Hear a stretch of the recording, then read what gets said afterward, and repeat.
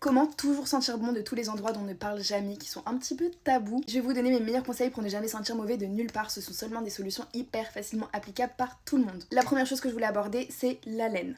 Donc déjà, ce qu'il faut savoir, c'est que si vous sentez mauvais de la bouche, c'est à cause des bactéries qui sont responsables de la mauvaise haleine. Donc la solution pour toujours sentir bon, c'est d'éliminer toutes ces bactéries qui sont responsables de ces mauvaises odeurs. Pour l'haleine par exemple, vous avez plein d'options. Il y a par exemple l'huile de coco, c'est très doux pour les dents, donc je trouve que c'est la meilleure option et en plus ça aide à blanchir les dents également. Ça s'utilise comme un bain de bouche et je vous jure la différence que je peux voir par rapport à ça dans ma vie. Déjà je suis sûre et certaine de ne jamais sentir mauvais, mais en plus mes dents sont vraiment éclatantes maintenant. Sinon vous pouvez très bien faire des bains de bouche d'eau tiède avec du citron, c'est juste à utiliser avec modération parce que ça peut abîmer vos dents. Je vous mets des petites recommandations à l'écran si jamais vous voulez faire ça. Mais les bains de bouche à l'huile de coco c'est tellement pépite, je vous le recommande à 1000%. Les aisselles, alors pour le coup on en a déjà parlé même si je vais vous donner d'autres solutions juste après, mais l'acide glycolique pour moi ça restera vraiment indétrônable. À utiliser tout simplement juste après sa douche 2 à 3 fois par semaine, pas plus parce que sinon ça peut être irritant. Ces sticks là de chez Zinkilis sont les plus pratiques, vous avez aussi de l'acide glycolique chez The Ordinary si vous voulez. Sinon pour vos aisselles aussi vous pouvez très bien utiliser de l'huile de coco à appliquer en fine couche juste après votre douche. De la même manière que l'acide glycolique ça va venir éliminer toutes les bactéries responsables des mauvaises odeurs. Ça va agir comme un déodorant naturel et au final ça va même t'hydrater la peau. Tu peux aussi mélanger de l'eau et du vinaigre de cidre et venir en appliquer sous tes aisselles avec un petit coton ou exactement la même chose mais avec du bicarbonate de soude, donc tu remplaces le vinaigre